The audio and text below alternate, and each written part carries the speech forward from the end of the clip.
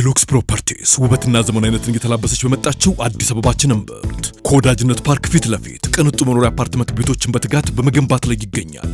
ሌላም አለ።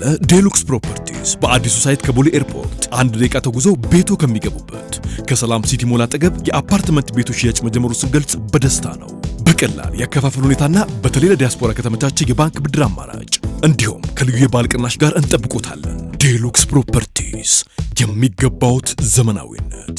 ጤና ይስጥልን አድማጮች፣ ይህ አዋዜ ልዩ ላልሰማችሁ ነው። ከመረጃዎቹ ጋር አብርሃም ኳንንት ነኝ። ሩሲያ ዩክሬን በአንድ ምሽት 139 ሰው አልባ አውሮፕላኖችን ተጠቅማ ጥቃት ለማድረስ የሞከረች ቢሆንም ሁሉንም ማክሸፍ ችያለሁ አለች። ፕሬዚዳንት ትራምፕ በሞስኮ ላይ ከባድ ማዕቀብም ጥለዋል። የሱዳን ፈጥኖ ድራሽ ኃይል መሪ ጀነራል ሐምዳን ዳጋሎ የጎረቤት አገራት ጀቶችና አየር ማረፊያዎች ላይ ጥቃት እንደሚፈጽሙ አስጠንቅቀዋል። ማስጠንቀቂያው ለሁለት ሀገራት መሆኑ ታውቋል። የቀድሞ የሐማሱ መሪ እስማኤል ሐንዬ ቤተሰቦች ከጋዛ እንዲወጡ ቱርክ ጠይቃ የተፈቀደ ቢሆንም እስካሁን አልወጣንም ሲሉ ቤተሰቦቹ ተናገሩ። ኢራን በደህንነት ዙሪያ ከአሜሪካ ጋር መነጋገር የማትፈልገው ስለማታምናት እንደሆነ ገለጸች። የቻይናው ፕሬዝዳንት ሺጂንፒንግ 9 ከፍተኛ የጦር ጀነራሎችን ከስልጣናቸው መነገሉ። ሁሉንም ጉዳዮች በዝርዝር እናስደምጣቸዋለን። አብራችሁን ቆዩ። ዩናይትድ ስቴትስ የዩክሬንን ጦርነት ለመቋጨት ከሩሲያ ባለስልጣናት ጋር አሁንም ለመገናኘት ፍላጎት አላት ሲሉ ውጭ ጉዳይ ኃላፊው ማርክ ሩቢዮ ተናገሩ። ይህ ንግግር የተሰማው ፕሬዚዳንት ትራምፕ ከፑቲን ጋር በመጪው ሳምንት በሃንጋሪ ቡዳፔስት ለመገናኘት የያዙትን ቀጠሮ ከሰረዙ በኋላ ነው። አሁን ፕሬዚዳንት ትራምፕ ለሩሲያ ሲያሳዩት የነበረው መለሳለስ የተውት መስለዋልም እየተባለ ነው። በሩሲያ 2 ትልልቅ የነዳጅ ተቋማት ላይም ማዕቀብ ጥለዋል። ማርክ ሩቢዮ አሜሪካ ሁልጊዜም ሰላም የሚመጣበት መንገድ ላይ ተሳታፊ ትሆናለችም ብለዋል። አክለውም ከሞስኮ ባለስልጣናት ጋር እንገናኛለን፣ ከሰርጌይ ላቭሮቭ ጋርም ጥሩ የሚባል የስልክ ንግግር አድርገናል፣ የተነጋገርንባቸውን ጉዳዮችንም የምንከታተል ይሆናል ብለዋል። የፕሬዝዳንት ትራምፕን በሁለቱ ግዙፎች የነዳጅ ተቋማት በሆኑት ሉክ ኦይል እና ሮስኔፍት ማዕቀብ መጣሉን በተመለከተ አስተያየት ተጠይቀው ምንም አይነት የሰላም ስምምነት የማይደረስ ከሆነ የግድ ይህንን ማድረግ አለባቸው ብለዋል። የዩክሬኑ ፕሬዝዳንት ዘለንስኪ ሩሲያ ወደ ሰላም ስምምነት ምዕራፍ እንድትገባ በማዕቀብ ጫና ማሳደር እንደሚገባ በተደጋጋሚ ሲገልጹ ይደመጣሉ። የሩሲያው የውጭ ጉዳይ ሚኒስትር ሰርጌይ ላቭሮቭ ሩሲያ አስቸኳይ የተኩስ አቁም በሚለው ሳይሆን ዘላቂ ሰላም ለማምጣት ነው ፍላጎቷ፣ አስቸኳይ ስምምነቱ ወደየትም አያደርስም የሚል አቋም ሀገራቸው እንዳላት መግለጻቸውን ከታስ ዘገባ ላይ ተመልክተናል። በሌላ በኩል ሩሲያ በአንድ ምሽት 139 የዩክሬን ድሮኖችን ማክሸፏን ይፋ አድርጋለች። የሩሲያ አየር ኃይል 139 ከዩክሬን የተተኮሱ ሰው አልባ አውሮፕላኖችን ባለፈው ምሽት ማክሸፉን ይፋ አድርጓል። ጥቃቱን ተከትሎም የአንድ ሴት ሕይወት አልፏል የተባለ ሲሆን 8 የግል መኖሪያ ቤትና 4 መኪኖችም መውደማቸው ተነግሯል። የሩሲያ የመከላከያ ሚኒስቴር በተለያዩ የሩሲያ ግዛቶች የተተኮሱ የዩክሬንን ሰው አልባ አውሮፕላኖችን ማክሸፉን ነው የገለጸው።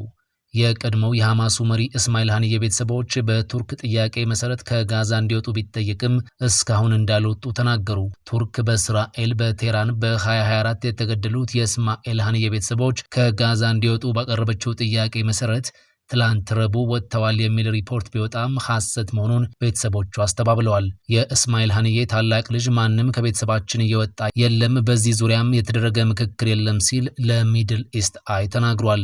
እስራኤል 66 ፍልስጤማውያንና የቱርክ ዜግነት ያላቸው የቱርክ መንግስት ጥያቄን ተከትሎ ጋዛን ለቀው እንዲወጡ በዚህ ወር መጀመሪያ መፍቀዷን ዘገባው አትቷል። የእስማኤል ሐንዬ ቤተሰቦች ማናቸውም አልወጡም፣ የቱርክ ዜጎች ናቸው የወጡት ሲሉ ቤተሰቦቹ ይፋ አድርገዋል። ቱርክ እስራኤልና ሐማስ በዚህ ወር በደረሱበት የተኩስ አቁም ስምምነት ውስጥ የአሸማጋይነት ሚና አላት። ቱርክ እስማኤል ሐንዬ በእስራኤል ጥቃት እስከሚገደልበት ጊዜ ድረስ ጥብቅ ግንኙነትም ነበራት።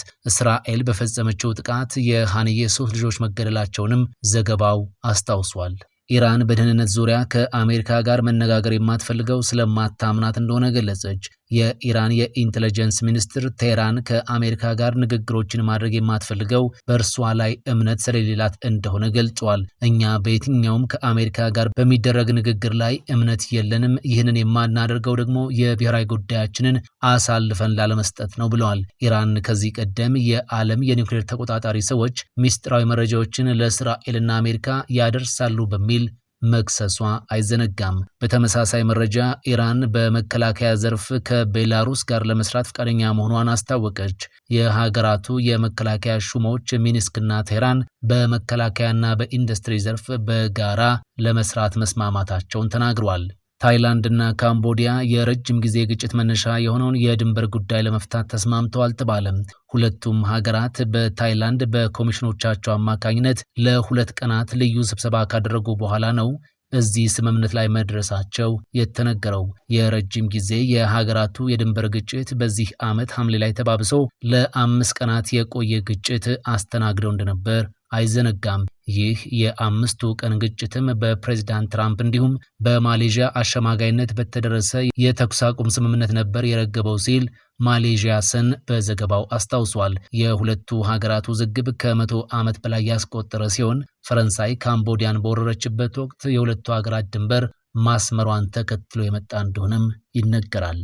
የሱዳን ፈጥኖ ደራሽ ኃይል መሪ ሐምዳን ዳጋሎ የጎረቤት አገራት ጀቶችና የአየር ማረፊያዎች ላይ ጥቃት እንደሚፈጽሙ አስጠነቀቁ።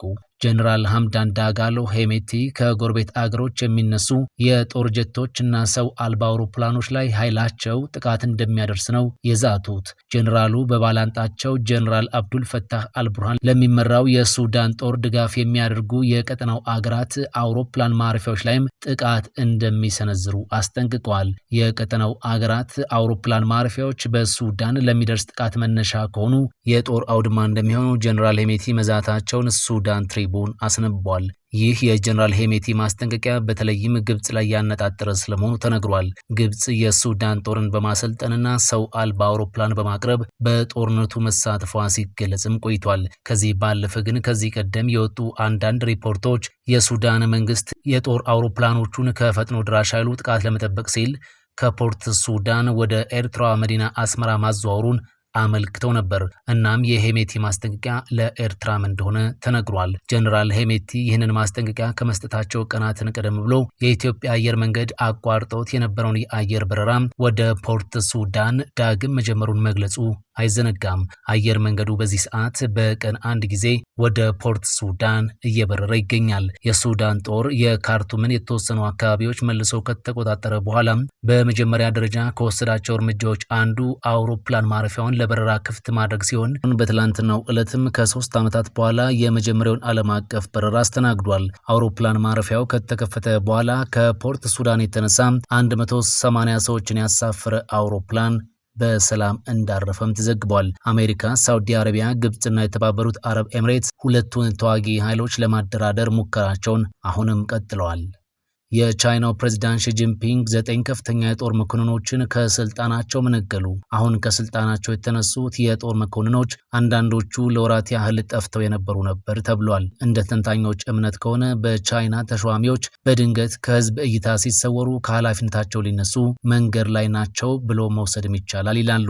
አሁን ከተሰናበቱት ውስጥም ጀነራል ሁዊዶንግ ለወራቶች ያህል ጠፍተው የነበረ ሲሆን አሁን በይፋ ተሰናብተዋል። ቻይና ለጀነራሉ መሰናበት የፓርቲው ዲሲፕሊንን በመጣሳቸው እንደሆነ ገልጻለች። የጦር መኮንኖቹ ስንብት ምድር ጦሩን፣ ባህር ኃይሉን፣ የሚሳኤል ኃይሉን እንዲሁም ሌሎቹንም የነካ ነው ተብሏል። ሁሉንም የቻይና የመከላከያ ክንፍ የነካ ስለመሆኑ ተዘግቧል። ይህ ውሳኔ በሀገሪቱ ከማኦ ዘመን ማብቃት በኋላ የታየ እንደሆነም ተነግሯል። ውሳኔውን ተከትሎም ፕሬዝዳንቱ ጦራቸውን መቆጣጠር ስለከበዳቸው ነው ይህንን ያደረጉት የሚል መላምትም ተሰምቷል። ፕሬዝዳንት ሺ ጂንፒንግ ወደ ስልጣኑ ከመጡ ከ12 ዓመታት በላይን አስቆጥሯል። ሺ ወደ ስልጣኑ ከመጡ አንስቶ በራሳቸው የተሾሙና ኋላም በራሳቸው የተነሱ የጦር ጀነራሎች 20 በመቶ እንደሆኑ ተመላክቷል።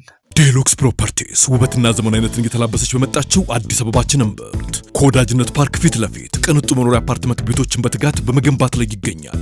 ሌላም አለ። ዴሉክስ ፕሮፐርቲስ በአዲሱ ሳይት ከቦሌ ኤርፖርት 1 ደቂቃ ተጉዞ ቤቶ ከሚገቡበት ከሰላም ሲቲ ሞል አጠገብ የአፓርትመንት ቤቶች ሽያጭ መጀመሩ ስንገልጽ በደስታ ነው። በቀላል የአከፋፈል ሁኔታና በተለይ ለዲያስፖራ ከተመቻቸ የባንክ ብድር አማራጭ እንዲሁም ከልዩ የባለ ቅናሽ ጋር እንጠብቆታለን። ዴሉክስ ፕሮፐርቲስ የሚገባውት ዘመናዊነት። ፈጣን ያልተሰሙ መረጃዎችንና ትኩስ የኪነ ጥበብ ዜናዎችን ለማግኘት የቁም ነገር ሚዲያ የዩቲዩብ ቻናልን በመቀላቀል ቤተሰብ የሆኑ ቻናላችንን ሰብስክራይብ ያድርጉ። በቲክቶክም አለን። ቁም ነገር ሚዲያ ኦፊሻል ብለው ይከተሉን። እናመሰግናለን። ቁም ነገር ሚዲያ ለቁም ነገር እንሰራለን።